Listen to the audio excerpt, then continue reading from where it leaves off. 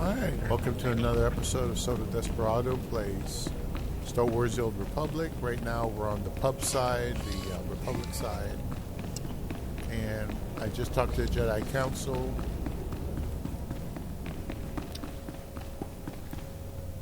And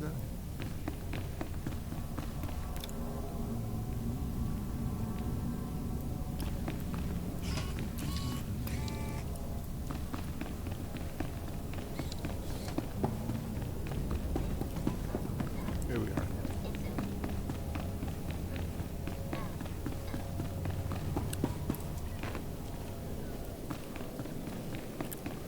It's the first time we're going to go to the fleet, I think.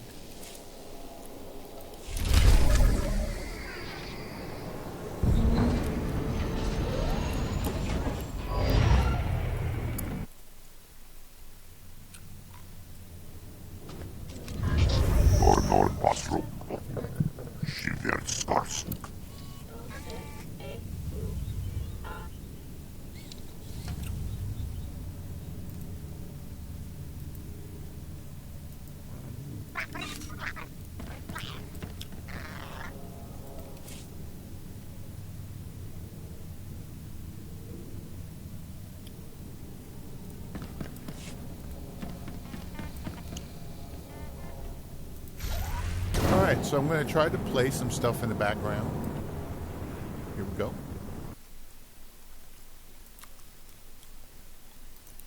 Alright, so here is Taylor the Fiend. And Taylor the Fiend has women leaves her marriage of 12 years only to cry about it on TikTok. And you got that little Santa thing. Yo, what is going on, guys? You know, I think I am about to ruin everybody's Christmas with the videos that I am about to show you here today.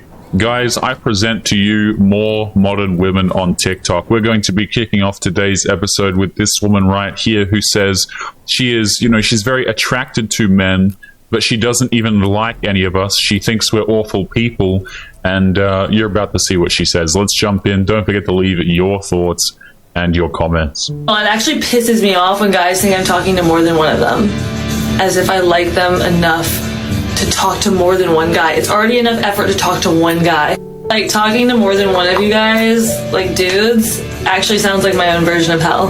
I feel like guys are always commenting on my posts being like, oh my gosh, like, you hate men, blah, blah, blah. Yeah, I don't like y'all. I'm sexually attracted to y'all, but I don't like y'all. To me, you guys are perverts. I'm sorry, all of you. All. Yeah, so all dudes, apparently, despite the fact that this woman is attracted to men, all of them are perverts, in her opinion here. And by the way, every single time you have these girls on TikTok saying, oh, I don't message multiple men, I don't talk to multiple men. Yes, you do. Everybody knows this, okay? You're exhausted because none of them will give you commitment after they have bedroom fun with you. That's really what it boils down to, guys. Please don't believe this nonsense from women, particularly the ones that have TikTok accounts and things like this, and you know, highly suspect photos over on their Instagram and things. They're talking to multiple dudes, absolutely, every single damn time. Sexually attracted to y'all, but I don't like y'all. To me, you guys are perverts. I'm sorry, all of you. All men. I have a dentist appointment. I might take you guys with me. Please don't. If I'm feeling froggy, but that is why I am... My teeth are always so fucking white. I go to the dentist like once a month. My dentist is the best. I don't have dental insurance, so I live life on the edge. But you know what's crazy to me, guys, is like, is this just part of women's daily routine now? You know, they get on the internet. Okay, you got to set up your phone on its little tripod or something. You know, you start recording yourself doing your makeup or eating food or something, and you just spew a whole bunch of garbage that nobody cares about, and you throw in a little bit of man hatred in, right? You just sprinkle that stuff in, and then at the end of the day, you wonder why dudes actually don't want to take you seriously. It is truly funny to me, guys, how so many of these women actually lack the complete self-awareness to ever understand why men don't want to date them. You know, they say that they don't like men and they're sick of us and our behavior is terrible. And what they really mean by this is that men don't give them commitment, so they get pissed off. They say all of these things, and they barely have the sentience to even understand that perhaps men don't want them for an actual reason. You know, no accountability, no self-reflection whatsoever. It's just like, wake up, got to start making some TikToks, guys, you know? All they do is cleanings. Like, they don't do fillings and stuff like that, which is why I still have a chipped tooth. So if you're a dentist and you want to give me a free cap, hit me up. My skin is eating today, and I feel like because I slept in a Mederma mask last night, I do that every once in a while. I'll sleep with like a face full of Mederma, and I feel like it helps get rid of like my acne scars and stuff like that. This woman's accent, or just is worse than mine, guys, and that's saying something. I have a terrible Australian accent, but this woman's voice is, you know, maybe she's actually upstaged my terrible Australian accent right here, because that is crazy. I can imagine the dude, you know, people watching this video right now, you watching this, I can imagine you sitting there like, Taylor, what in the hell am I listening to? I'm with you, man. I'm with you. I have no idea. And this is funny, right? Because it's like, this is why the dudes don't want to commit to them. This is why men don't want to have conversations with them or go on long dates and be interested in their hobbies, is men can't stand to be around these people, guys. It doesn't matter how great you think you are on paper, or how beautiful you think you are, or how white your teeth are, and so on. The problem is dudes can't stand being around you for any length of time. That's why they dip. That's why they make excuses to leave immediately after they've had bedroom fun with you. You know, it was great, but my cat's really tired, so I've got to go look after my cat. The dude probably doesn't even have a cat. I'm just making up nonsense, guys. But men just don't want to deal with this. And women never realize this, guys. I swear they'll be in their 50s saying the same nonsense over and over again, and blaming it all on men the entire damn time still. And stuff like that. Try it. Everyone commenting on my post being like, oh my gosh, is this your bedroom or a living room? It's a studio apartment. I live in New York. Period. You know? So it's like all in one. My little oasis. I'm ready for the asteroid, guys. I'm ready for it. I actually think if you're a man and you follow me, you should PayPal me $50 right now as a subscription fee. I love the way my eye makeup looks before I blend it out. I think it looks so sick. But it pisses you guys off. I don't believe that me and Bailey haven't been invited to any Christmas party brand events. I feel like brands low-key have beef with me. Blended!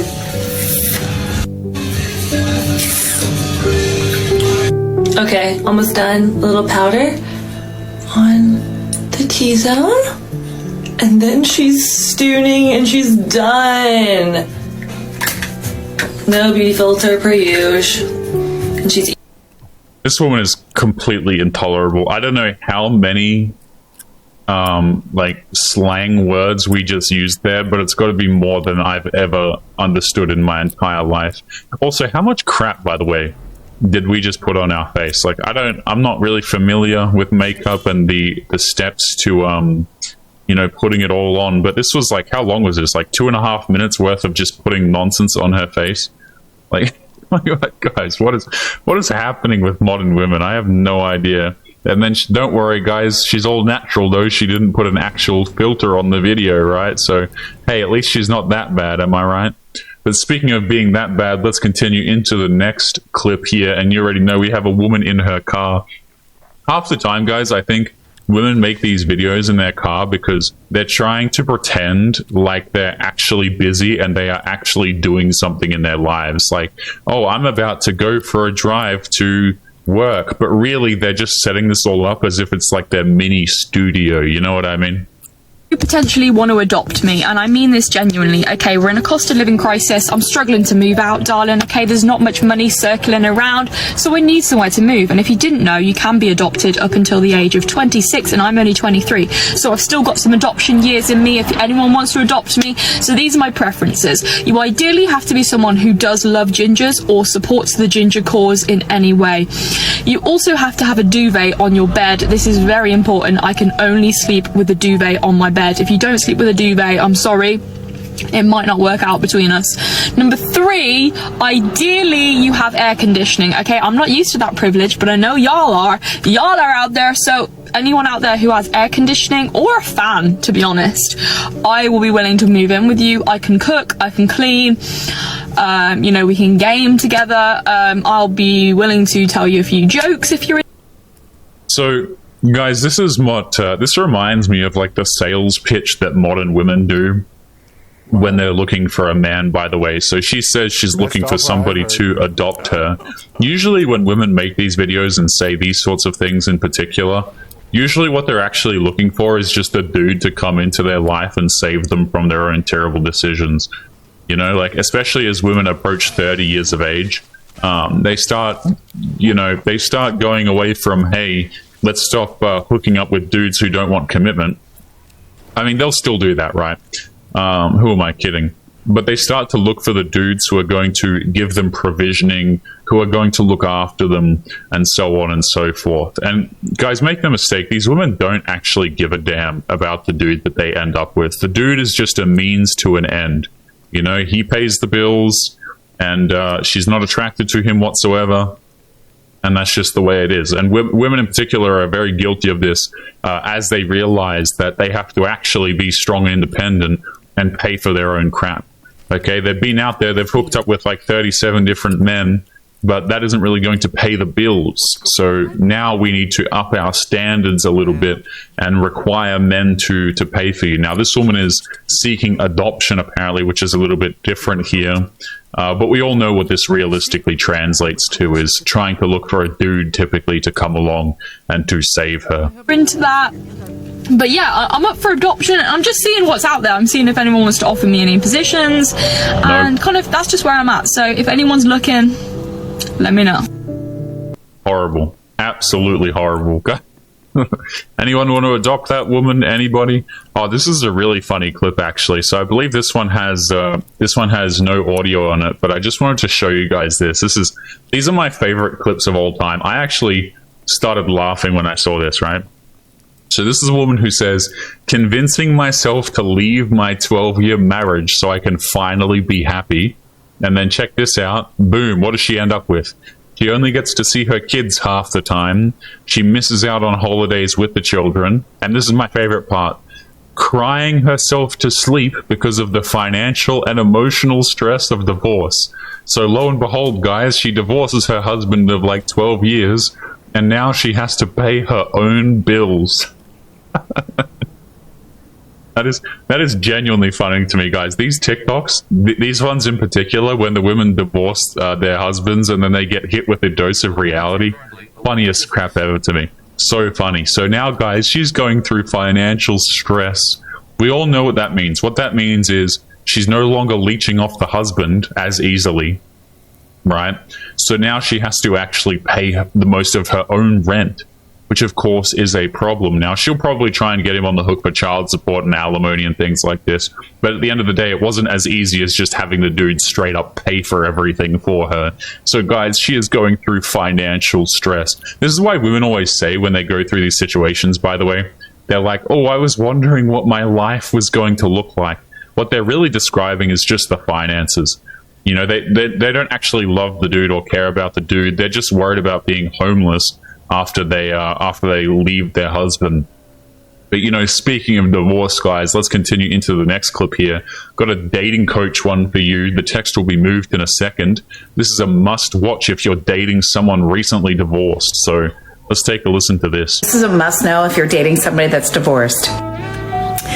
If you are with a man, and I'm going to tell you this, he needs at least 2 years, and here is why. Because men revert back to the age in which they first got married. I love these dating videos, guys, and it's always like women telling men how we are. You know, and I would have no problem with this if it was actually accurate, but the problem is women just actually have no idea. They just do it based on what they feel and what, you know, their personal situations, which are oftentimes entirely inaccurate and false representations of reality anyway. But they talk so much about dudes and what dudes do, but they can't even make it accurate. You know, like they just can't even make it true to reality. Let's continue. And if there's any wild oats to be sowed, drinking, generally men will go back into party mode and go back into hookup mode before they go into reflective healing mode. I think you're describing women. I think what you're describing here is women. You know why I think this, by the way? Is because most dudes aren't just leave and go out and hook up with a whole bunch of women, by the way. Most dudes are invisible to women. Women don't like them. They don't talk to them. They don't swipe them on dating applications. For example, let's just say you're a dude and you get out of your relationship or your marriage and you go on, I don't know, Bumble, right? The dating application or whatever dating applications there are. You go out there and you get on one of these apps. You're not typically going to get attention unless you're quite attractive. Like you're just really not. Dudes don't just jump right back into hooking up because most women consider them to be invisible anyway. Most women are not looking at the average guy. They're all chasing the very attractive men, the top percentage of dudes. You know, like women do this crap. They go back out there, they immediately start hooking up, they immediately start going out there and partying and things. This is not usually what men do, because again, men can't really just jump out there and do this, but I think this went over this woman's head. Women, on the other hand, go direct into healing mode. No, you don't. And back into reflection mode. No, you don't. Before they are then opening up to be in a relationship. This is complete nonsense, by the way. So she says relationship. I mean, I suppose I could agree here. Oftentimes, women go straight into hooking up with dudes. They already know the dudes they're going to hook up with.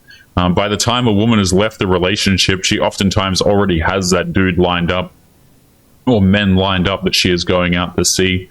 Again, she's just projecting here. She is straight up describing what women do. Again, point in case, most men can't even do this even if they wanted to. Most dudes, they go through a breakup, they go through a divorce, nobody's there for them, nobody cares about them. They have to pick themselves up, oftentimes being very scarred emotionally, financially, and so on. Women are the ones who go out there and party and hook up with a bunch of people because they can. And oftentimes they line up these people before the relationship even ends. So depending on who you are dating, if they came out of something that they weren't wanting to leave, then they need a longer period of healing time before getting into something serious. Follow for more wholeness tips. So I'm going to assume as well that this woman is probably divorced as well. I don't know. Usually these girls who give these dating tips, particularly surrounding divorce, usually they're actually just divorced women, which I find to be absolutely hilarious. But let's continue into the next one here. Holy hell, I have not seen this one. This woman has got some crazy visuals going on here. Who was going to tell me that you could actually have a boyfriend? Let's take a listen. Going to tell me that you could actually have a boyfriend that you genuinely like and enjoy spending time with, because this has been news to me. Like, I've never dated someone that I constantly want to talk about and bring to events and like introduce to my friends. Yeah, because you've been hooking up with dudes who don't want anything to do with you. I mean, obviously, right? It makes it very hard to introduce men to your friends and family when there's a new one every 2 weeks. Makes sense.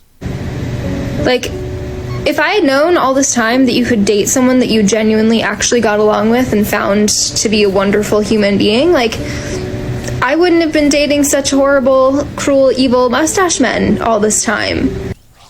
Yes, you would have.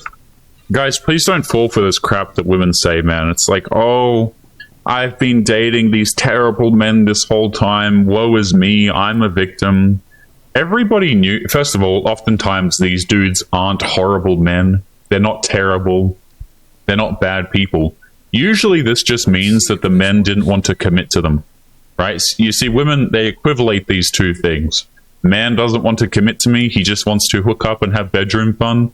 Oh, then he's a terrible, evil, awful man, right? It's never like, hey, why didn't this guy want to commit to me? Or maybe I shouldn't have been chasing him in the first place because maybe that was a stupid idea. You know, they never consider these things, guys, right? Never, ever, ever. But yeah, so she has a track record of dating horrible dudes but now she's dating a good one.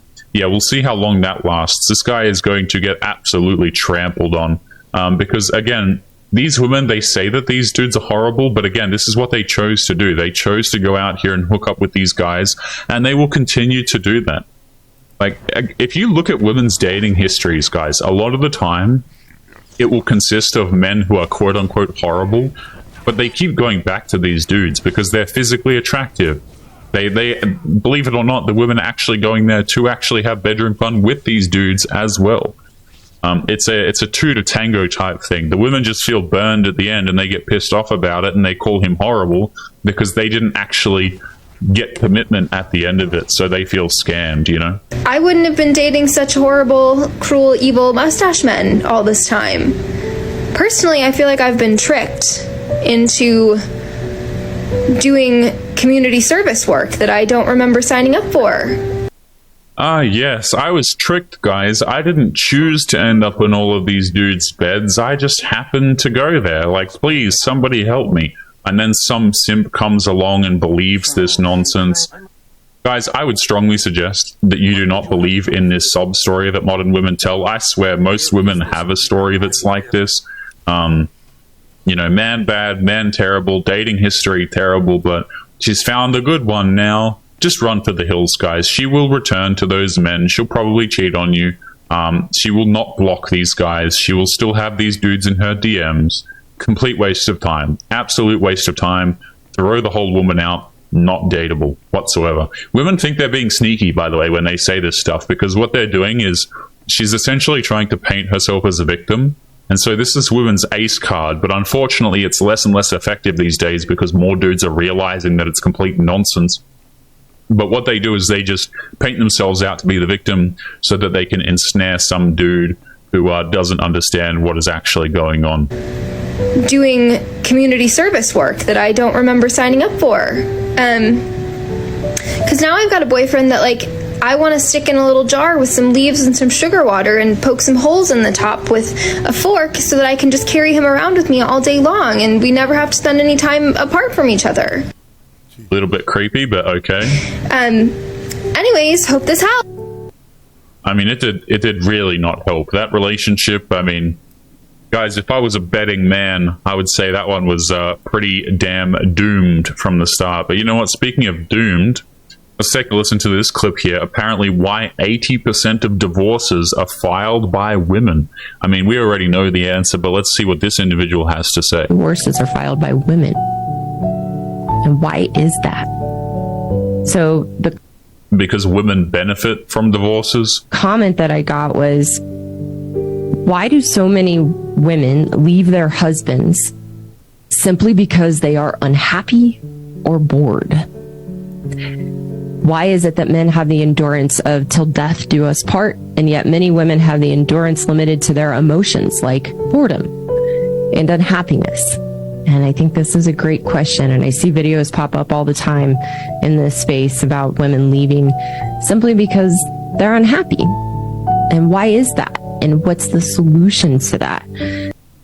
Here's the solution. Change the laws so that women can't take your crap and your kids when they decide to leave you because they feel like it. That would probably be start number one. Now, as for why women do this is because, number one, they benefit from leaving men. They benefit from destroying their families. They oftentimes receive money for doing this, ongoing money, by the way, from the man. So they benefit from doing it. And also, women always have dudes lined up ready to go. You see, the difference is when a man leaves a divorce, money aside and getting screwed over financially aside, it takes a long time for dudes to pick their life back up. Women, on the other hand, can jump straight into the arms of another man, as they often do, and they can just go on and be provided for by that guy. You see, women have this thing, guys, where what happens is they are happy to drop their man because they think that they can just replace him. And oftentimes they can. You know, they go out there, they start date. Here's the thing. I would argue, actually, women start dating before they even leave their marriages and things like this. There is always some dude who's ready to go that she's considering dating. And so what happens is women they can afford to do this crap because there's always going to be some dude who's going to come along and have a relationship with her. Dudes actually usually need to work in order for women to consider them viable partners or long-term relationships. So what I had to see for myself as a woman, why we have such a limited endurance in marriage and we are so quick to leave and so quick to run, is because we have no concept when we get married that we are actually making a commitment to another person. We're making a commitment to ourselves, that our vows actually mean something, and that when we get married, we have responsibilities and roles to make it work. I mean, women understand these things, they just don't care. Like, she was there when the vows were made, you know, she said the words and she was there. She understood that marriage was a commitment. The women just don't care, guys. They're not there for the commitment. They're not there for the till death do us part. They're not there because of love. Oftentimes, they are just there because it is social status to them. It's a good day for them. The man is now permanently on the hook. He is completely screwed. Marriage for men and women represent completely different things. They absolutely do. Oftentimes, girls don't want to be wives. They just want the nice ring. They want the wedding day. They want the status that comes along with these things. They want the financial security of being able to divorce that guy and leave his ass and take his things.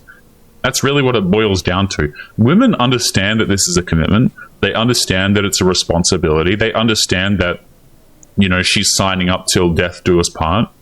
But they don't care at the end of the day because they're incentivized to leave anyway.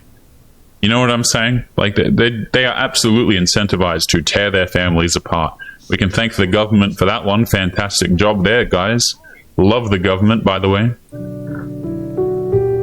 Craziness. Absolute craziness. So I don't know if this woman's like a divorce lawyer or something, or some sort of lawyer. I would assume so, given the context of the video. But let's continue into the next clip here. We all know that some men crave validation and attention from other women, even if they're in relationships. But I actually heard a crazier theory, so let me explain. Again, what you're describing here is women, not men.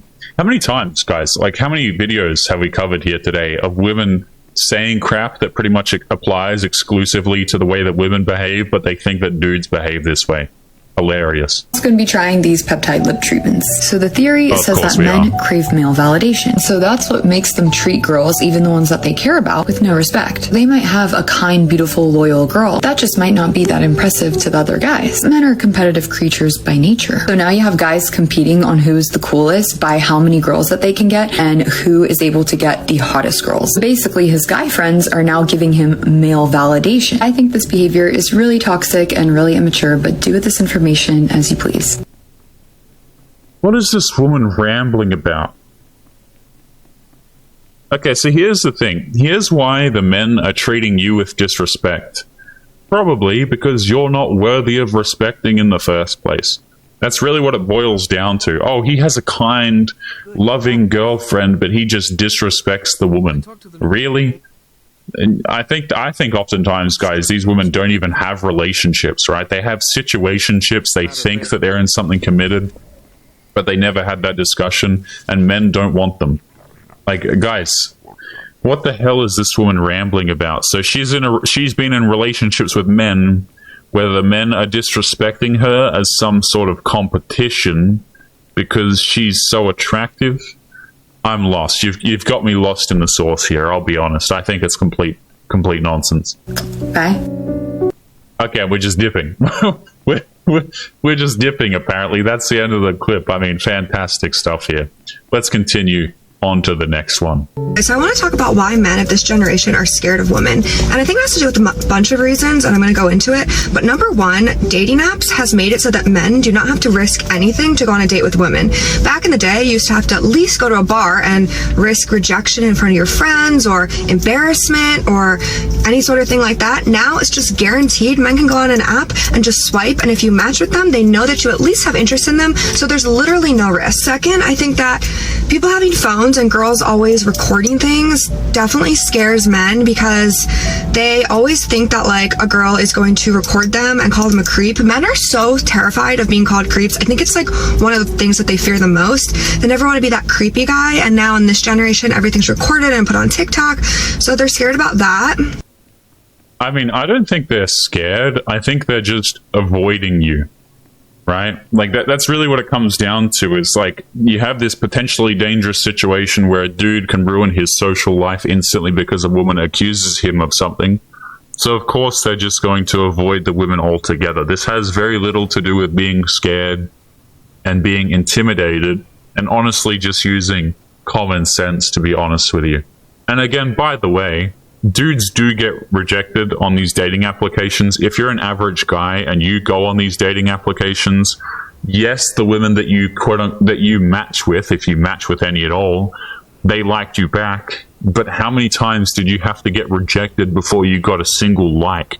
Usually, it is a hell of a lot.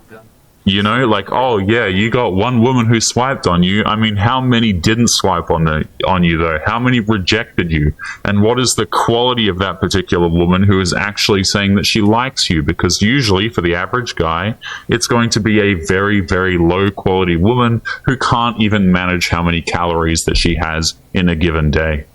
And the third reason I think men are scared of women is because they just don't have motivation due to pornography and things like that to even go on dates, and they're so scared of being like called a creep or getting like accused of something that it's easier for them to just stay inside. I'm not saying this is an excuse, and men, you need to get out there and get over this, but I'm just explaining why I feel like men truly are scared of women in this. Yes, you know, men need to get over it. They need to go out here. They need to continue approaching women. Why? Guys, I see so many clips like this. Oh, men need to keep doing this. Men need to keep doing that. Yeah, no, thank you. Guys, we are going to be leaving today's episode there. As always, don't forget to leave your thoughts and your comments. I hope I didn't ruin your Christmas with these video clips, but who am I kidding? I probably did. Guys, take care of yourselves, and I will see you all in the next one. Peace.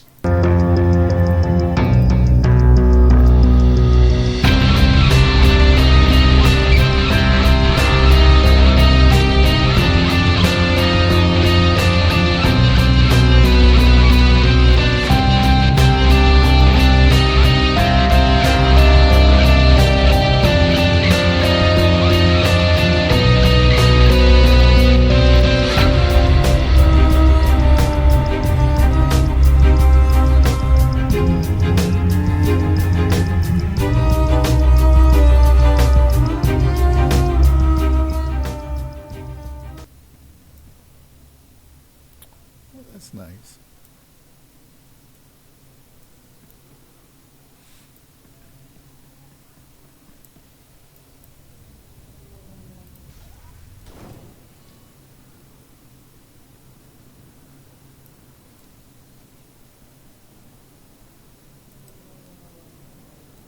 Take a look at the stock. What can I get you? Best prices this side of the galaxy. You check.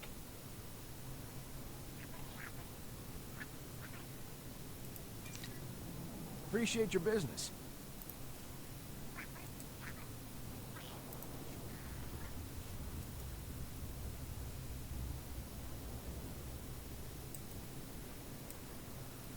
Best prices this side of the galaxy. You check.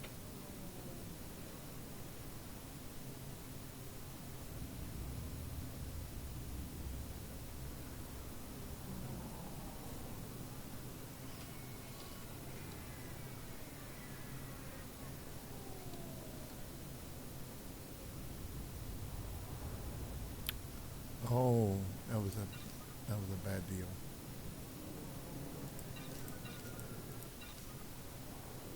Appreciate your business. Yeah, whatever.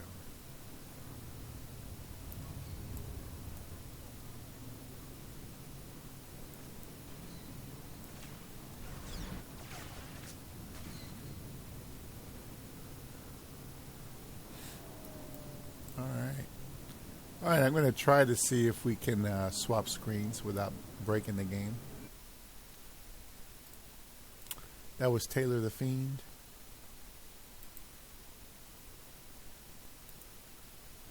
And I got this one that I found. This is a organized. And it says RFK Jr. interview, the elites, government corruption, Donald Trump, Dana White in New York City water. Okay. It's about an hour, so I'm hoping that. This is a organized, systematic, devious, nefarious project by these elites. They want to rob us of our sovereignty, and they're creating a generation of Americans that, that will do what they're told, and that won't stand up to authority. And this is all about, unraveling the corruption and restoring the freedoms of our country and restoring self-sovereignty and also political sovereignty in the American people. So great to have you here. I haven't got my Maha hat. Check this out. Good. Looks good, huh? Another $1 for the cause. Yeah. So, how are you? How are you doing? Good. Good. How do you keep up with all of this? I mean, you're now 70. Oh boy, how's your health? My health is really good. But I was from the beginning on the campaign. The campaign is now 19 months old. My campaign, and I've been on the road almost continuously. I was in 48 states. The last 5 days, I was in 9 states, and I was traveling during that time with President Trump, who's I think 8 years older than me. Mm-hmm. I think he's 78. 78, yep. And I watched the pace that he was moving at, and I was like, okay, if I was ever inclined to complain, it cured me. He was doing 3 or 4 rallies a day. He was doing one day I was with him. He did 12 teleconferences for congressional races around the country, which are actually more exhausting than the rallies because you're talking into a piece of plastic and you have to yell, kind of exhaust your voice. And then he was doing interviews all day, and the stuff that he eats is really like bad. It's not, campaign food is always bad, but the food that goes onto that airplane is like just poison. It's all you have a choice between. You don't have the choice. You're either given KFC or Big Macs. That's like when you're lucky, and the rest of the stuff is I consider kind of inedible, but I was eating it. And then he eats Diet Coke. I was with Dana White the other day, and who was really great for my campaign. He was a huge supporter. He's very close to Trump. They've had a relationship for 20 years, through UFC. But he said during that time, sometimes he'll sit through a fight with Trump, and he's 5 hours in the fight. He said he has never seen Trump drink a glass of water. Yeah. Never. Yeah, exactly. Just like sodas and Diet Coke or whatever. On Diet Coke. But he has this extraordinary energy. And it's the last day we were with him, he was up 48 hours. So when he gave his acceptance speech, he had been up 48 hours, and literally 48 hours with no sleep. And I'm 70. I feel like I have a lot of endurance, but overnights, at this point, my wife killed me. I could do that a lot when I was a kid, but he does it all the time. And he has a bed on his plane. He has, beautiful bedroom, but he didn't use it the whole time I was with him. He just sat up, and he was working solid the entire time. And but I treated it as a marathon from the beginning and not a race. Dennis Kucinich, who was with me, and a couple of other people, who I take advice from, told me, you gotta, don't kill yourself. And so I exercise every day, and I have a security team that brings me to a gym. I go to an AA meeting every day. Wherever I am, I go to, and then I do meditations every day. So I was doing self-care throughout, and I never got tired.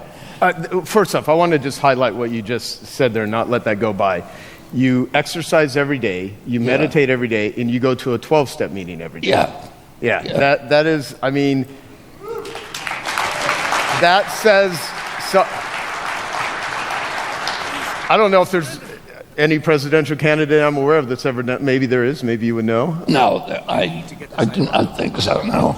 Yeah. I mean, and the campaigns I've been involved with, which I've been in campaigns all my life, and there was, when my dad and uncle ran, they were very young. And, my dad died at 42. My uncle died, I think, the same age.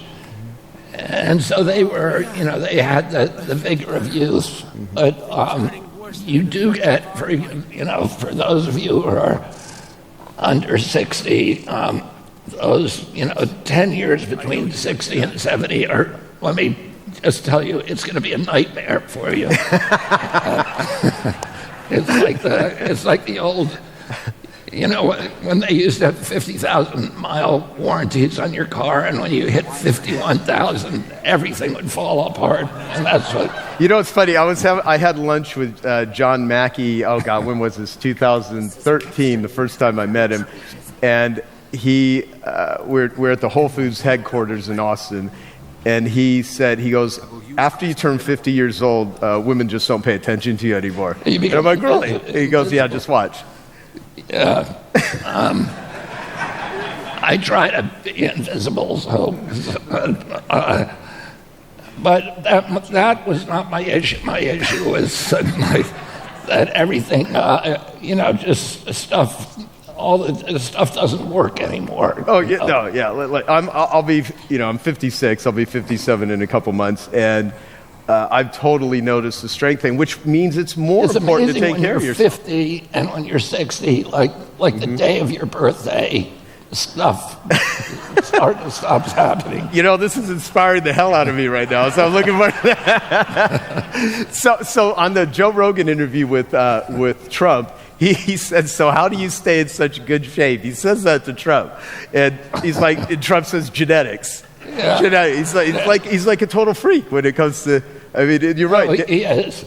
It's bizarre. There's people, my mom, who died 3 weeks ago at age 96. And she lived on mayonnaise, and she probably ate a pound of bacon a day. Wow. And she went, we were involved in her medical care, and her doctors said that she had the cholesterol level of a Kalahari Bushman. So she could eat crap all the time, and she was very healthy, and she had tremendous mental acuity and humor and everything till her last day. And Trump's the same way. He just he's like a machine. Well, so how has your relationship with him evolved over time? Well, I think, I knew Trump for a long time. I sued him twice in the 1980s, and I won both lawsuits. His son, actually, Don, one of the lawsuits, they were both over golf courses that were in the New York City watershed. New York City has the best drinking water supply of any municipality in the world. It's unfiltered. The water is so good coming from the Catskills that there's no filtration, so it goes right from that reservoir into people's taps, and it's the best tasting water, and it accounts for the incomparable taste of New York City pizza and New York City bagels. And that's true. There are bagel makers in Miami that fly down cases of New York City water to make bagels with. And some of the tea companies use New York City water to test their teas because it's so good and a really, really high quality water.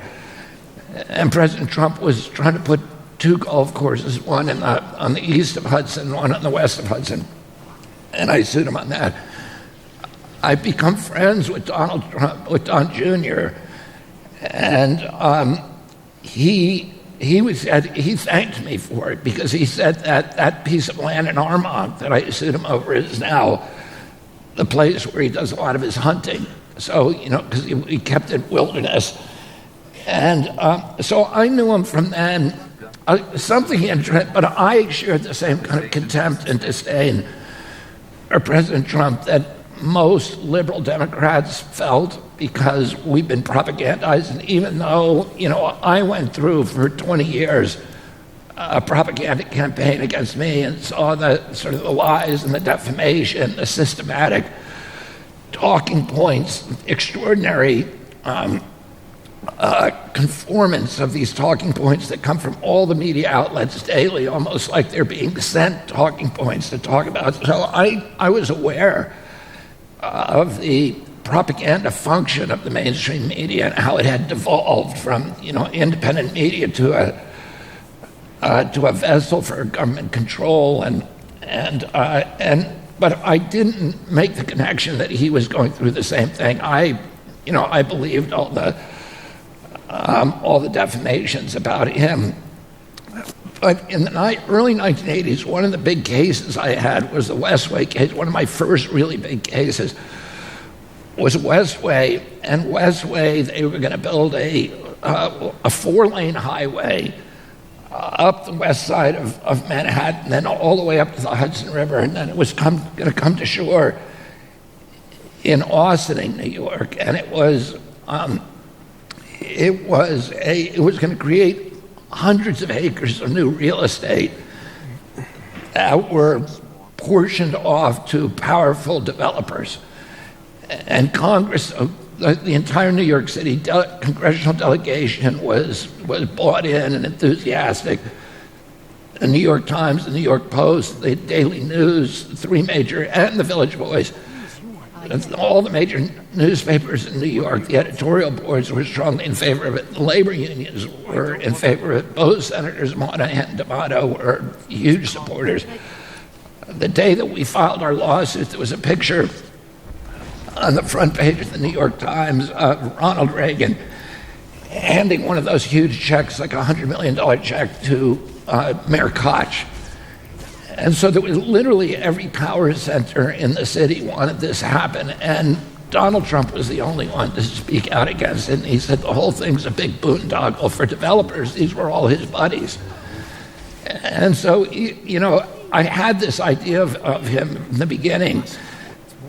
He had this ability to sort of see through the baloney and challenge government orthodoxies, no matter who was for it, that he didn't fall in line. And, then I saw that I don't know if you saw that clip of Dave Chappelle talking to him and explaining why he was so popular, particularly with black men. Because Chappelle does this great routine where he says he's a member of the club, but he's coming out on the back porch telling us the truth of what's going on inside. And I think that characteristic that he had, those impulses that he has to challenge government orthodoxies, has made him a critical and pivotal historical figure in this country right now. And if you see the tape that he made this morning about free speech, it was extraordinary. I played it to everyone. Oh, you did? Right before, yeah, just right before he came out. And, that is so important now, because we're in the middle of this globalist project that started 40 years ago to diminish the power of local governments, the sovereign power of local governments all over the Western democracies, to diminish individual power so that we don't have sovereignty over our own lives, and to centralize control in these, big international agencies like the World Economic Forum and the United Nations and UNICEF and all this. And Trump, when he came in, liberals like myself criticized him for leaving UNICEF or defunding the World Health Organization. And I fell into that, that sort of dogma. And now I can see in retrospect that actually he was right as he could be on those issues, because, after we lived through COVID, millions, hundreds of millions of people around the world understand what's happening, that this is a organized, systematic, devious, nefarious project by these elites to turn the world into a technocracy and to put all of our faith in the technocrats. That's why this mantra of trust the experts. Trusting the experts is not a feature of democracy. It is not a feature of science. It is.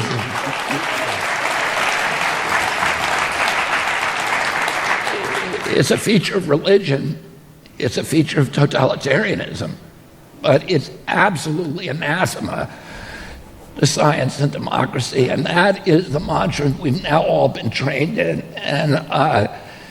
And Trump, never saw that, and he doesn't articulate these what's happening. He's not a guy who sits and explains it to the American people like I do.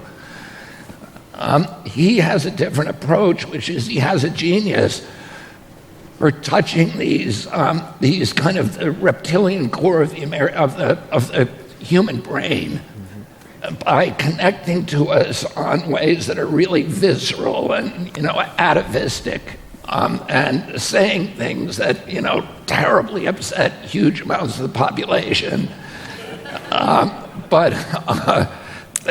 So people then pigeonhole him as this strange, impulsive, out of control, narcissistic, bombastic character. But actually, there's a method to his madness, and part of that method is he is a consummate entertainer. So people, he gets attention every time he says these things, and he stays on the front page of the paper.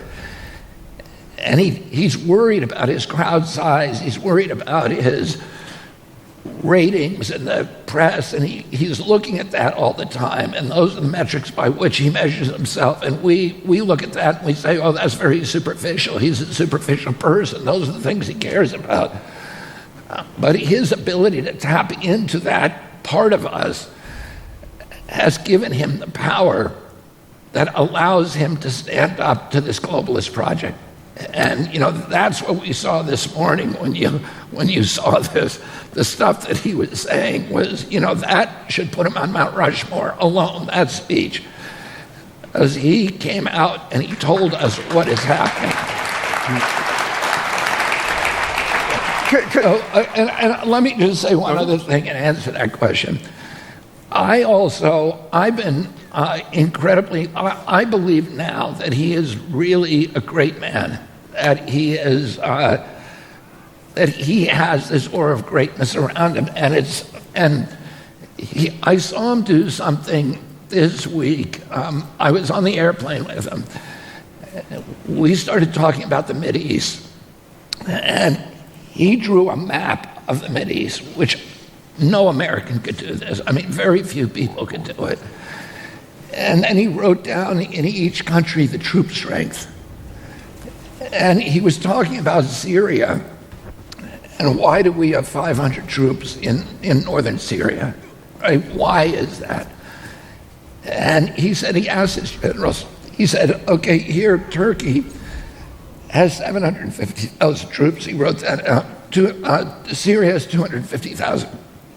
The clash between those two, we have 500 troops sitting between them, and they're being bombarded and they're being killed. And he said, I asked the general, I said, what happens to those guys if Syria and Turkey actually clash? And he said, the general told me, they're cannon fodder. They all die. And Trump said, he said to them, get them out of there. And that's exactly what when my uncle was president, he had 13 members during the Cuban Missile Crisis of his ExComm committee, which was the committee. My father was on it, Bob McNamara was on it, and they stayed. My father disappeared from our home.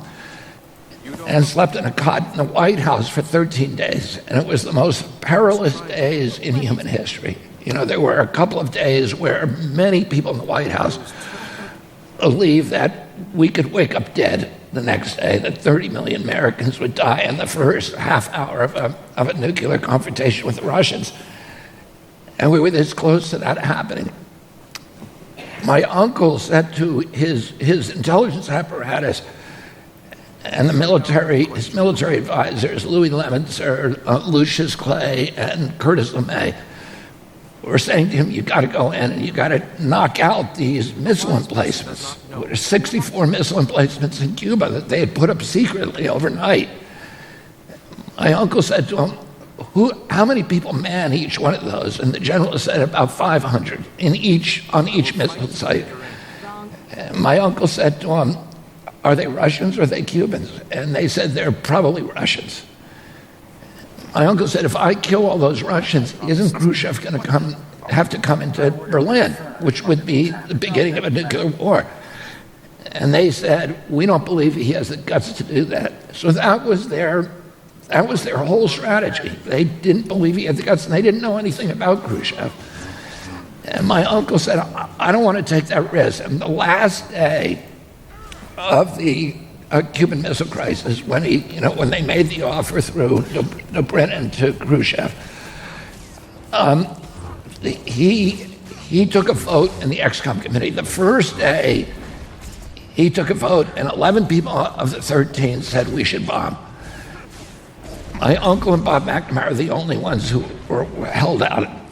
The last day, he took a vote, and the vote was 8-6 for going in. And my uncle said the sixes have it. So what he was saying is, the only vote that counts is my vote. And I'm going to overrule all of you. And, I saw Trump's story was almost identical to that. His generals all wanted to keep those troops there in Syria. But he was saying, I'm not a military expert. I've never been in the military, but that doesn't make any sense to me, and I'm going to make up my own mind. I've seen that now again and again with Trump during the transition, where we make all these suggestions about who should be in each post. He comes into the meeting, and he very quickly, there's 8 giant screens, and each person has a picture of themselves on the screen. They have a biography next to them. You can press a button, and you can see 3 different clips from that person. So you can see how he talks and how he presents himself, he or she. And he goes through them very, very quickly, and then he says, I want that guy, and he's making the decisions. He listens to what people say, but he makes the decisions, and he has very, very firm ideas, and he decides very quickly, and the meetings are very quick when he comes in. And it really, it does. Elon Musk is in the room. Amaryllis, my daughter-in-law, is in the room. And a few other people, and they all have very strong ideas. These are all alpha people, and they have very strong ideas about what should happen, but he makes those decisions. He makes them very quickly. I've seen a level of decisiveness, a real vision, and the interesting thing about him is he doesn't care what that person believes. The person, there's a very big sympathy among all of his advisors that we should stay away from the neocons.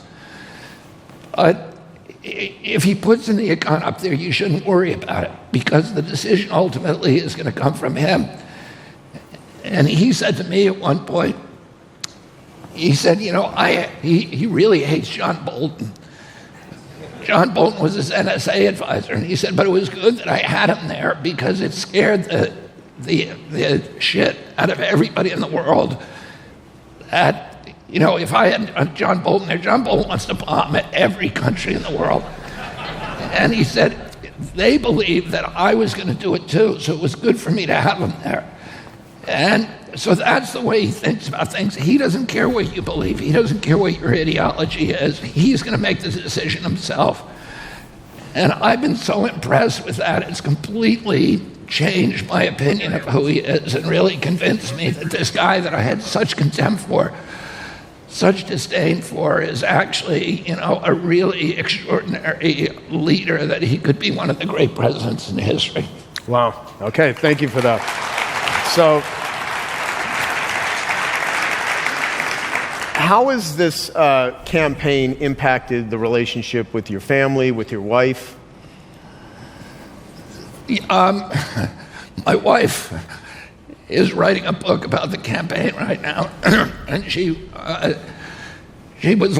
looking at a bunch of different titles, and one of them is "I Didn't See This Coming." She said most days she wakes up and that's the first thing out of her mouth, because there's a new thing that happens every day, and she's like, "I didn't see this coming." The other title that she's looking at is unflappable, but with the uncrossed out, because many years ago Larry David had described her as unflappable, and she said, well, God was sitting there saying, okay, well, let me try this on you, and it's been, it's just been this wild ride, and with so many pivots. First, I started out as a Democrat, and then I switched to independent, and we didn't see that coming. And then, and then when I endorsed Trump, it was like, for her, coming from the industry that she comes from, that is, it's a career killer. So in Hollywood today, and she's given up a tremendous amount to support me on the campaign.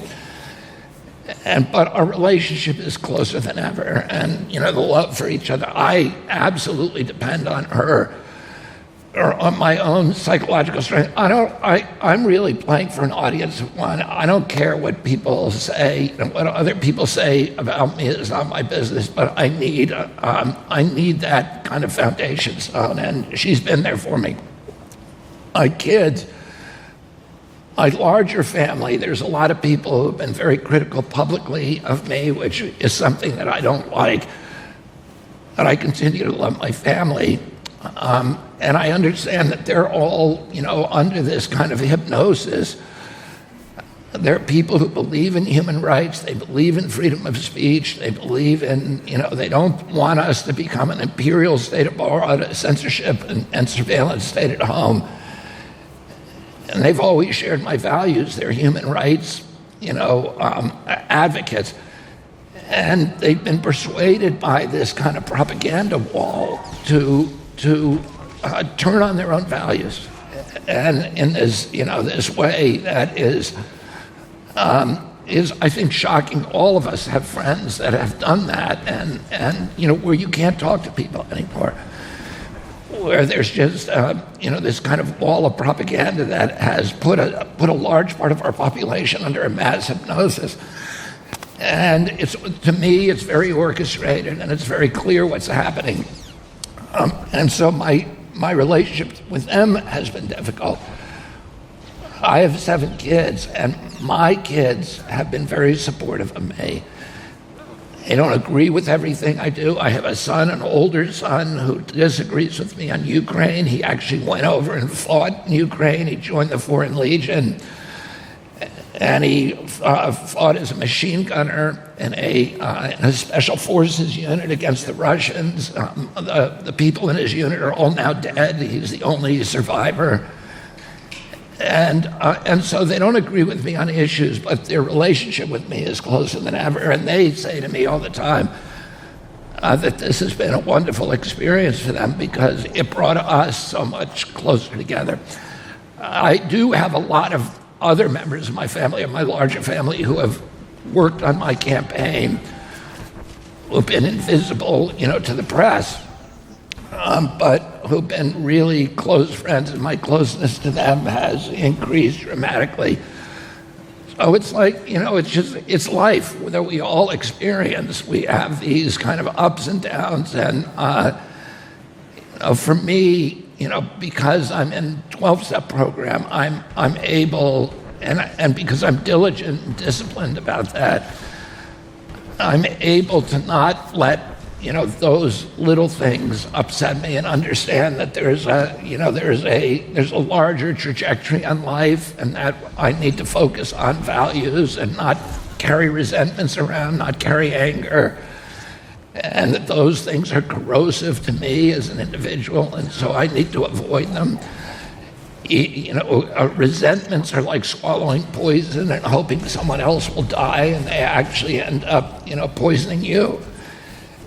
And I've been able to, by keeping kind of on a spiritual plane, avoid any of those kind of feelings, and have a good relationship with my family, despite the political disagreements.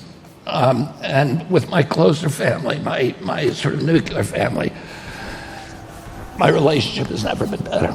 Yeah, I mean, I'm constantly impressed how positive and encouraging and empowering you are with the way you talk, with so much negative attacks that have been hurled at you, so much propaganda for a couple decades now, ever since you were outspoken about vaccines and everything. Yeah. And do you believe your recovery work has been one of the strongest things for that? Or? Yeah, I mean, that was my addiction. I consider a gift to me now, because it gave me a sort of a blueprint and protocols for dealing with any problem that I have in my life, and not getting kind of emotionally tied into negative feelings. Yeah. So give it up for Callie Means. Thank you, brother. Callie. And I want to have. Let's first talk about what Maha is, and I'll just real quickly say, I mentioned this yesterday. So Jeff Hayes, sitting here right in front of us, he and Patrick Gentempo introduced me into your world. That's how I started really paying attention, and then went to a couple of events. That's when I met you. Then had you come here last year. Now I met Callie through Ann Atkinson, who is amazing and gave a talk yesterday. Where's Ann at? Now, and I met Ann through Michael Burnoff. And so she introduced me to Callie. I totally hit it off with Callie. He's so articulate, understands so much what's going on with corruption in food. And then I introduced you and Callie to each other, and you guys hit it off, and then start going out and speaking together.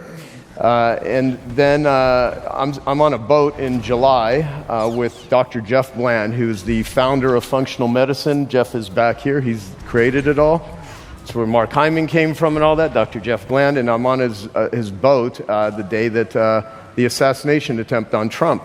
And a couple hours after that, I get a text from Callie, can you call me? And so I call Callie, and Callie is saying, do you think what are your thoughts on if Bobby would, you first said, do you think he'd ever run for Trump's VP? And I'm like, I don't think so, but I don't think so. He goes, I'm thinking about calling him, and I want to call him because I think there's an opportunity here.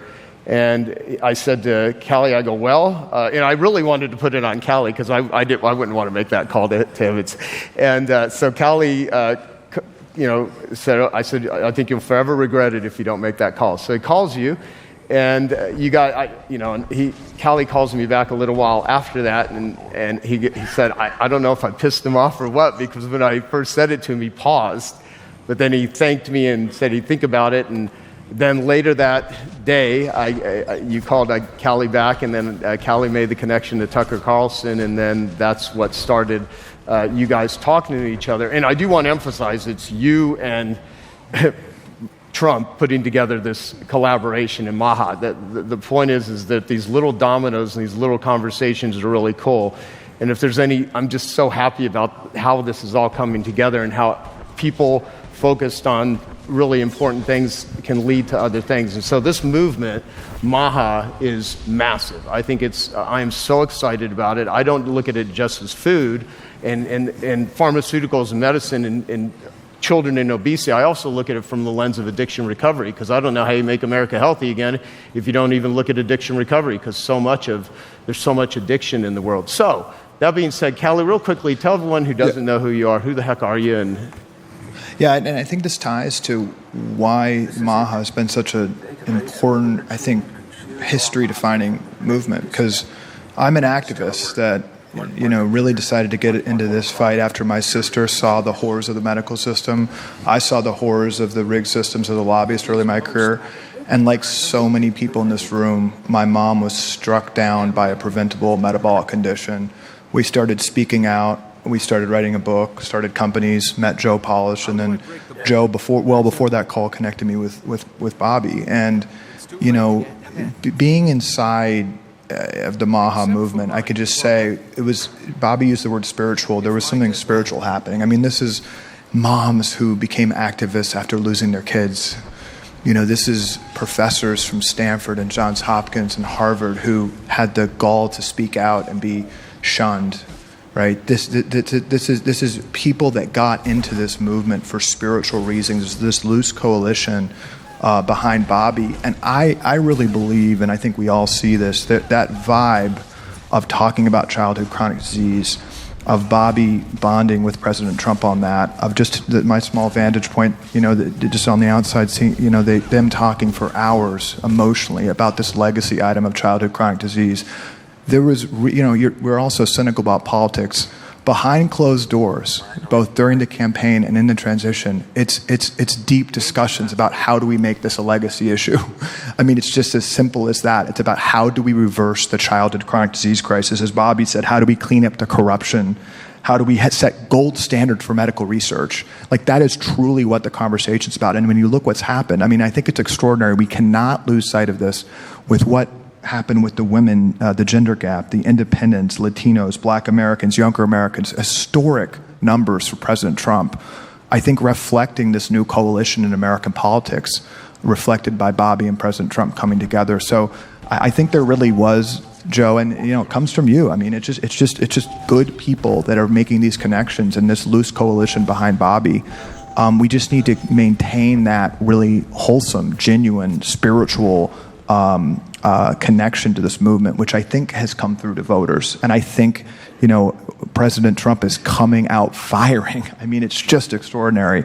So we just need to maintain that momentum. Yeah, great, thank you. And so I want to ask you to kind of explain what is the Maha movement in its current state, what do you want to have happen, and how can we help you with this? Because there's so many people in this audience that have come to me like, how can I get involved? How can we support? So there are people here that are willing to support in all levels, education, list, money, you name it. So how do we make this the most effective thing we can?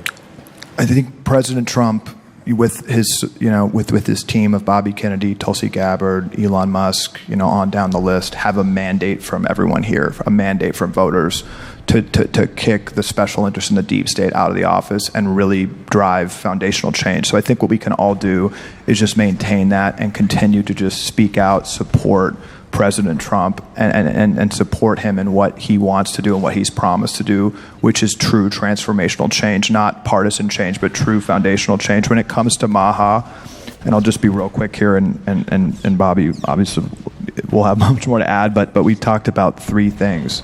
Cleaning up corruption. What can we do? The FDA is 75% funded by pharma. The USDA nutrition guidelines, which set guidelines for our children, 19 out of the 20 advisors are funded by food or pharma companies. The NIH is an orgy of corruption, where 88,000 grants in recent years have gone to conflicted researchers. That ties to number two, the gold standard. This isn't about any agenda. It's just understanding what's happening. We have AI. We have so many smart people. We should be open sourcing all the data. We should be fearlessly understanding why people are getting sick. We should let the data guide us to where it goes. We should not be covering up for any previous guidance. We basically need to say a lot of guidance on pharmaceutical products, on food, on what we've been giving our children might be wrong. We need to have fearless data. That's all we're asking for, and you can do that very quickly. And then just end the chronic disease epidemic, and what Bobby's talked about and what President Trump has talked about. In the Republican platform, it says we believe in chronic disease reversal and benefit flexibility. We are not telling anyone what drugs to take, what food to eat, what to do. But the $4.5 trillion of our medical system right now is top down. It's mandates. When you are a child on Medicaid who's a little bit sad, you got a 15-minute appointment, you're getting a pill, SSRI. If you have high cholesterol, 15-minute appointment, you're getting a pill, statin, on down the list. Now they're pushing Ozempic on 12-year-olds. That mom on Medicaid should have flexibility to go to health coaching. to go to nutrition, to go to more functional methods. Just giving patients the choice. If we can get the science right and then let patients make their own decisions, Americans aren't trying to kill themselves. They want their kids to be healthy. That's the foundation of the policies we're putting together. So, you talk about the link between addiction and food, and there's not good science on that, but there's a lot of science that suggests that mental health is deeply connected to food intake. There's a very, very good study that shows that children who are insulin resistant at age 9 are five times more likely to have a psychotic episode before they're 24. There's another very, very, very strong study that shows that kids who become obese during puberty are 4 times more likely to suffer severe depression by the time that they're 22 years old. And there's a dispute about whether the depression is coming from the social demotion that you get from being obese and fat shaming or whatever. But it's really an irrelevant dispute. If you're overweight, you're more likely to be depressed. There's a recent study epidemiological study of 300,000 people that shows a very, very strong link between depression and that people who eat processed food every day are 3 times more likely to experience clinical depression than people who don't eat it every day. In other words, not people who are eating organic food all the time, but just people who don't eat every day, less than every day. And then there's a series of pilot studies that normally I wouldn't quote because they're not strong science, but they're indicative and they should be mentioned, that diseases like anorexia actually disappear. You lose your diagnoses by treating them with diet, with keto diets and other kind of diets. And those are the studies that NIH should be doing. NIH won't do those studies because they don't want to know the source or the cure, or the treatment. Let me put it, for chronic disease.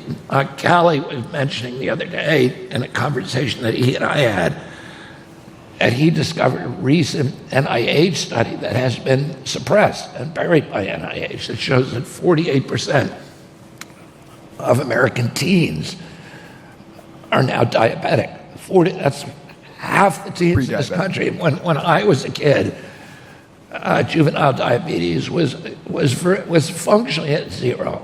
The average pediatrician would see a single case of juvenile diabetes in his lifetime over a 40 or 50-year career. Today, half the kids that walk through his office door are diabetic or pre-diabetic. And, can we think of a larger crisis to our country than that? These kids are now dependent on insulin and diabetes treatments, on chronic disease treatments for the rest of their lives. And that's bankrupting our healthcare system. 77% of American kids cannot qualify for military service. I mean, how can we have something that is worse for our country or more existential to our country than that? 70%. 77%. According to the DOD. According to the Department of Defense.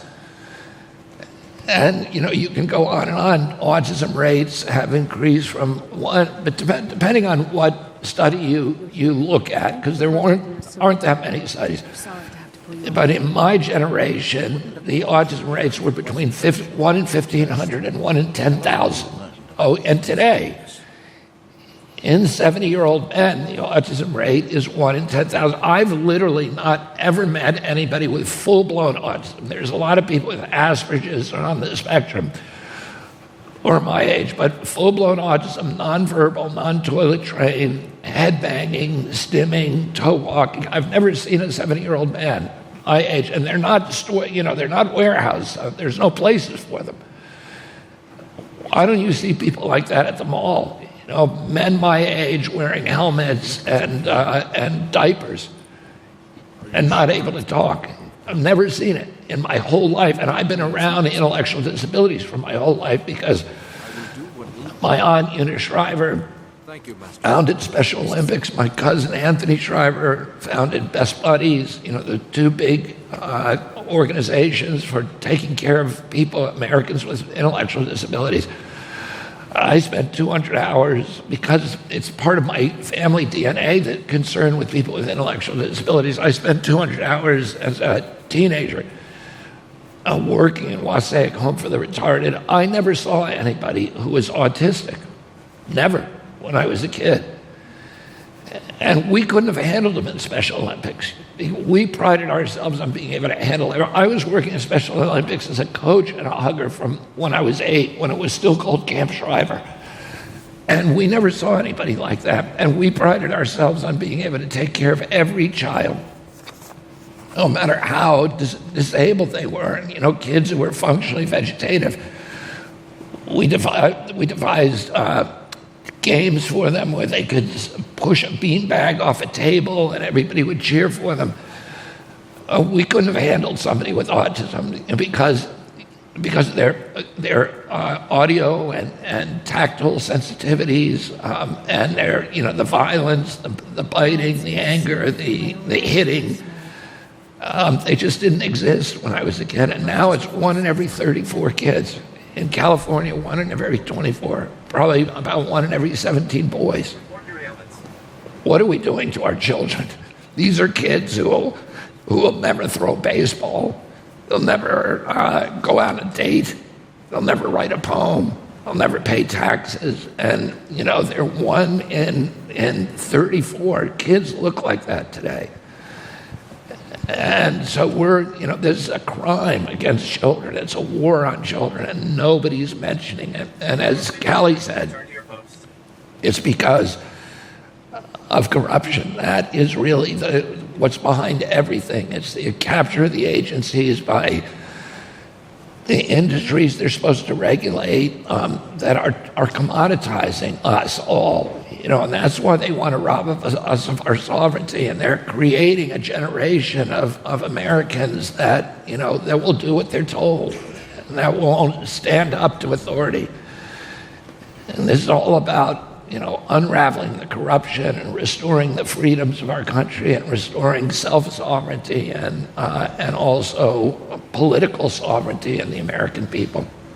Joe, I think what Bobby and the MAHA movement has tapped into, and this very powerful room, what we can do, there is an opportunity to change consciousness in the United States.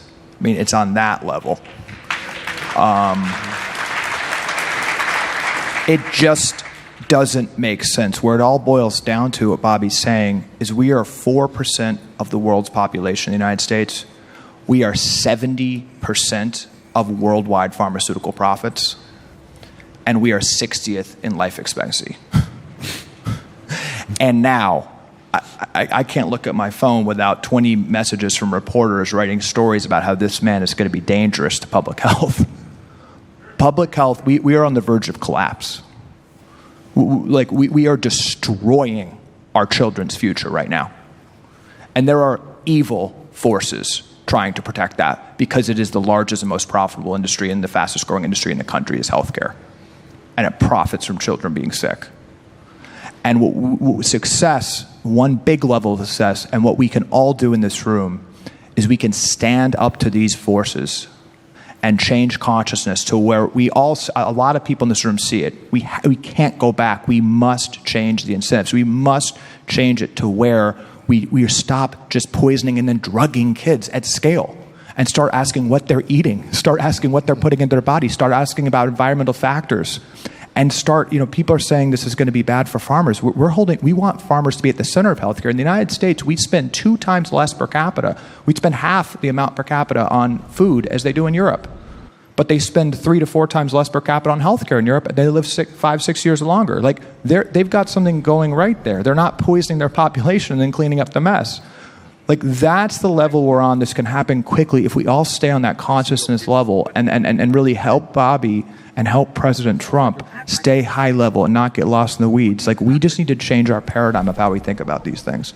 Yeah, I mean, this proverb, which I say all the time, it's, the exact way is, he who has their health has 1,000 dreams. He does not have their health has only one. So I always say, he or she who has their health has 1,000 dreams. And if you don't, you have only one, which is to... And we're doing it at scale. We're destroying dreams of children. That's my point. It's like giving people their dreams back, right? Because what you're saying, if a child...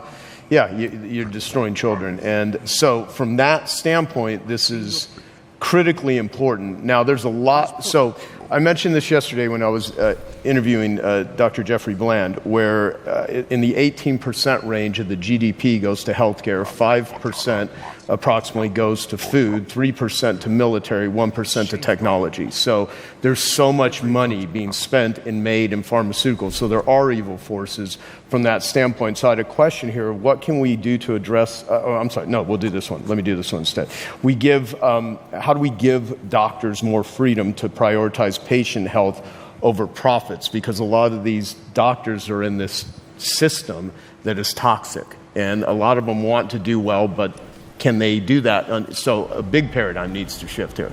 I'll just be real quick. It all goes to Bobby's 3 points: clean up corruption, gold standard medical research, and the chronic disease epidemic. Right now, doctors aren't happy. Right, my sister at Stanford Med School and then is in residency, doctors have the highest suicide rate and the highest burnout rate of any profession in America. It's not because they're working hard. We all work hard, and we all know missionaries who are working hard. It's that they got trapped in this system with a lot of debt. They came in for the right reasons, and they realized nobody's getting better. So doctors want to be unleashed. The problem is the standard of care. The problem with that corrupt medical research that says heart disease is a statin deficiency and obesity is an Ozempic deficiency, that goes into the CMS, the Medicare Medicaid guidance. Now, we spend more on Medicare and Medicaid than the defense budget and the intelligence budget by far, and it's much faster growing. And what we have in America is doctors are stuck in basically a top-down mandate. They're not able to talk to a pre-diabetic child about food. There's no incentive for food. There's a bill right now saying that Medicare needs to cover Ozempic, $1,600 per person. Nothing in that bill for food. So doctors, what's that? Per month. Per month. $1,600 per month. Right? That's going to be $1 trillion. That's why Novo Nordisk, this Denmark company, is the 9th most valuable company in the world. 90% of their profits are expected in the United States. Ozempic costs $80 a month in Germany and Scandinavia. Okay? It's totally rigged. So the key point in the first year of getting the research right is that research funds and informs the standard of care guidelines for Medicare and Medicaid that then impact private insurance. It's so simple. But if we have an obesity and diabetes crisis among 6-year-olds, maybe it's not working to drug them. Maybe doctors should be recommending dietary interventions. Maybe we should be incentivizing exercise. You can do that from the medical system if you get the standards of care right. And frankly, a lot of this is bureaucratic. It's not even statutory. You don't even need Congress. We have outsourced billing codes in Medicare and Medicaid to the AMA, which is a lobbying group for pharma. And they outsource to medical groups like the American Diabetes Association and American Academy of Pediatrics that are literally pharma front groups. And there's not a word in American Academy of Pediatrics guidance on childhood obesity about food. It actually says, do not wait for dietary interventions. Drug your child right away. And they're going down to 6. So the research, which Bobby's talking about, if we can get control of the research, that's what the bad people have realized. There's nothing higher in society than a Harvard or NIH study. All culture, all policy flows from that gold star scientific research. And because the research has been co-opted, that has trillions of dollars of ramifications. So if we in the next 4 years can get, not with any ideology, but just get the conflicts out of the research, that then impacts what doctors can do. They're stuck in this system from the top. Gotcha. So, all right, with that being said, if you could wave a magic wand, what would you need to do this. You're doing this. So when you're saying before, no one's talking about it, you're talking about it. I mean, I think you are instrumental in being the catalyst for one of the most important things that could ever happen to this country, for the children, and frankly the world, because I think it's so critically important. So my question is more about how do we support, how do we help? I mean, if you said, the original question is if I could wave a magic wand, I would put the same effort into this as we put into COVID, to declare a national emergency and to do things that are going to be really dramatic and bold, to change very, very quickly. President Trump wants to see, has told me, he wants to see concrete, measurable diminishment in chronic disease within 2 years. And in order to do that, we need to operate very, very quickly, and we need to treat this with the same kind of urgency that we did the COVID epidemic. This is 1,000 times worse than COVID in terms of, what it is, the cost that it's imposing on our society and on our lives. COVID was killing people mainly in the last year of their lives. 81, 82 was the average death from COVID. But this is hurting people from the day that they're born. And it's destroying lifespans of years, and the cost that it's imposing on us is existential. So we need to be able to respond very quickly, and in order that, we need to have a really, really good crack staff right now. We have the people. We need to get them paid. We need to get them housing in Florida, so they can be right there while we walk into these transition meetings day after day. You got it. That's exactly right.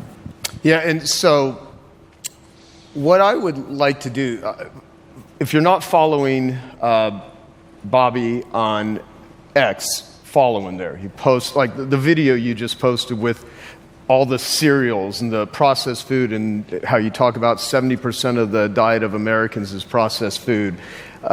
You put out stuff daily that is incredibly educational, keeping people up to speed. Same on Instagram. Follow Bobby on social media. I repost the stuff. I mean, I'll post what I think is important there on, Joe Polish is my, on X. And I would like to just keep this whole thing. I want to try something here. I don't know how well this is going to work out, but I got this hat at the, I never pulled it out of the bag until this morning, so it's brand new, and it was at the first Maha event was here in Arizona with U2 and Charlie Kirk, who's going to be with us tonight at the 100K dinner.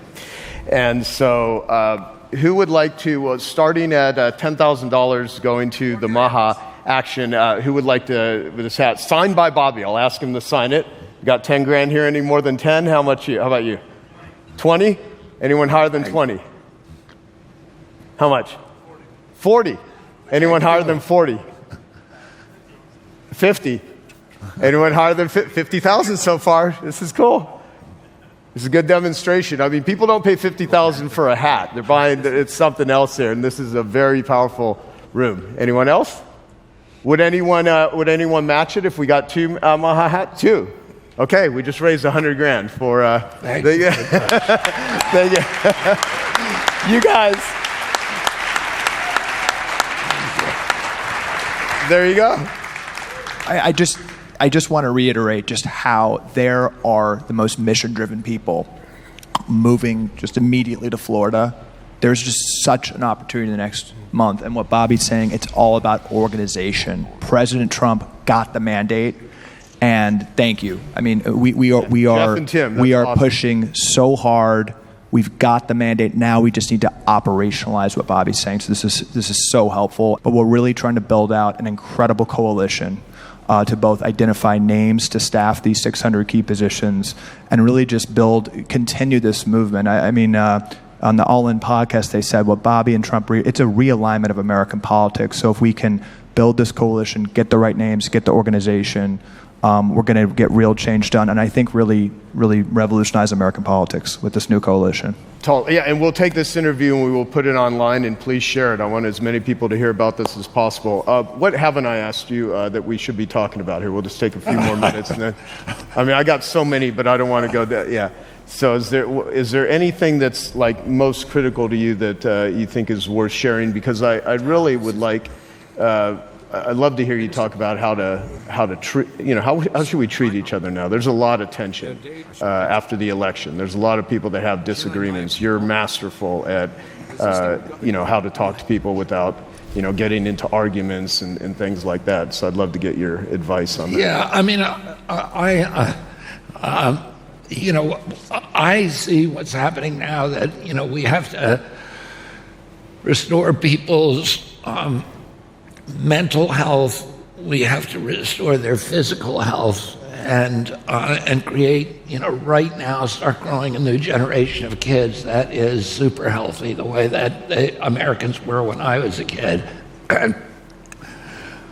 But there's also spiritual health in this country, and that, I think, is at the core of everything.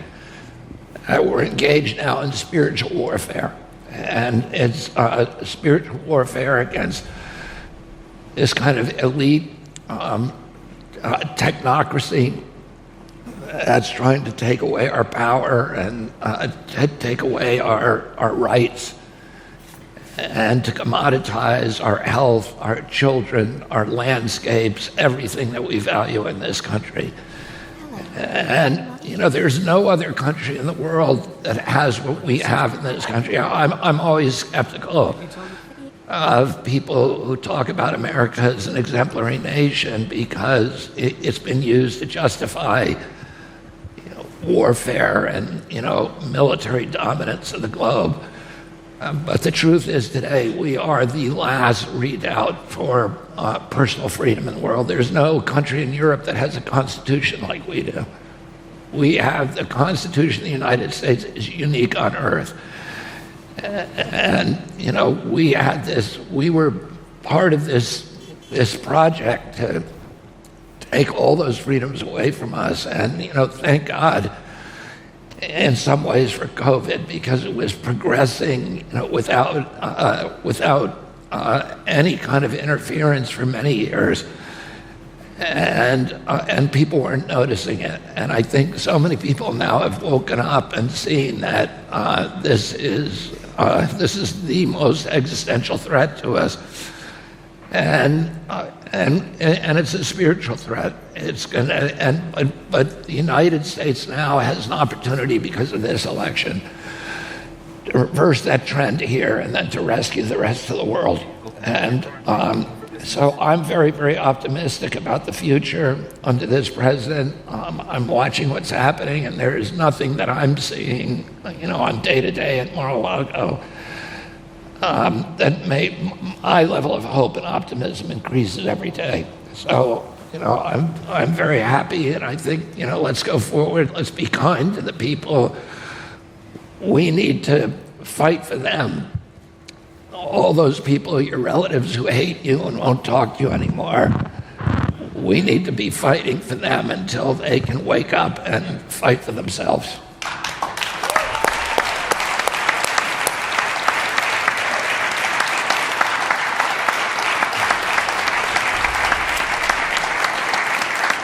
Well, I hope you're happy that I brought one. I mean, I can't even comprehend you being a lifelong Democrat, doing everything you could to try to collaborate. You famously said, I didn't leave the Democratic Party, they left me.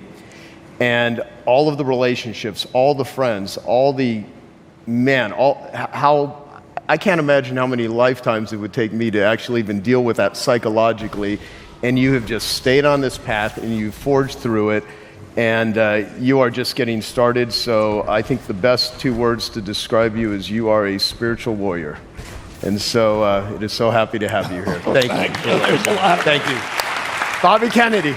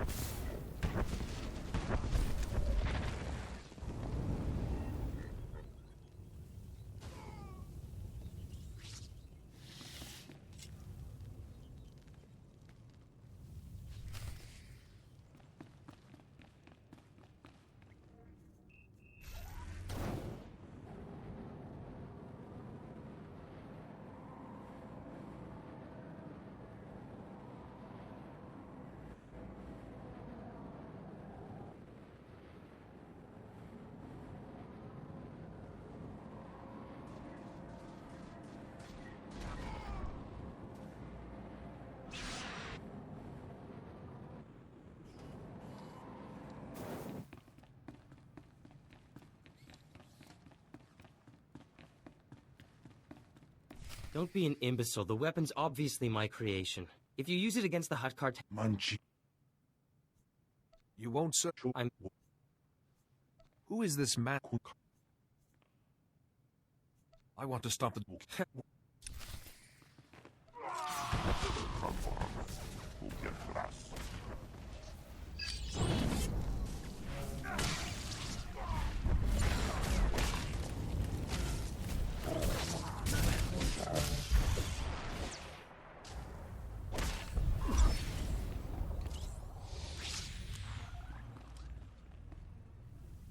That was... Unless... I'm on an... That chat... So it's like... Hopefully I... No, I know... I need to be... You're genius. And here's...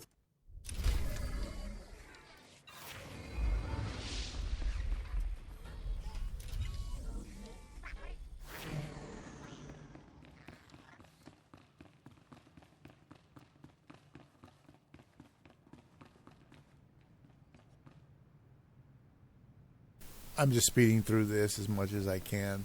I think I'll go ahead and end the video here. And, you know, we'll go from there. Turn this off. That last video was pretty long, but it was RFK Jr. interview. The elites, government corruption, Donald Trump, Dana White, New York City water. All right. By Joe Polish.